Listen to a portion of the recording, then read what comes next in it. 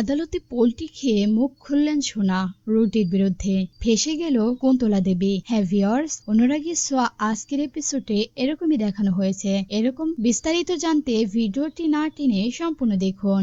শুরুতে দেখানো হয়েছে দীপাকে আদালতে উঠানো হচ্ছে, সঙ্গে ছিল সূর্য, কবির বাবু, উর্মি, বাড়ির সকলেই দীপার জন্য আদালতে এসেছে। প্রথমে তো সূর্য এটা ভেবেই নেয় যে সে লয়ারের টাকা শোধ করতে পারবে না। তখন সূর্য ভাবছিল তাহলে লয়ার তাদের বিরুদ্ধে হয়ে কথা বলবে, তাদের সঙ্গে থাকবে না, আর দীপাকে সে ছাড়াতেও পারবে না। সূর্য ভেবেছে লয়ার তাদের বিরুদ্ধে কেসটা লড়বে না। ঠিক তখনই লয়ার সামনে চলে আসে। সূর্য লয়ারকে দেখে বলে, আপনার টাকাটা? তখন লয়ার বলছে, আমি আমার ফিস পেয়ে গেছি, আমি কেসটা লড়বো। এসব শুনে সূর্যর মনে একটি প্রশ্ন জাগলো, আমি তো ফিস দেইনি, তাহলে ফিস কে দিল? হ্যাঁ ভিউয়ার্স, অনুরাগীর আজকের পর্বে আমরা এসবই দেখতে চলেছি।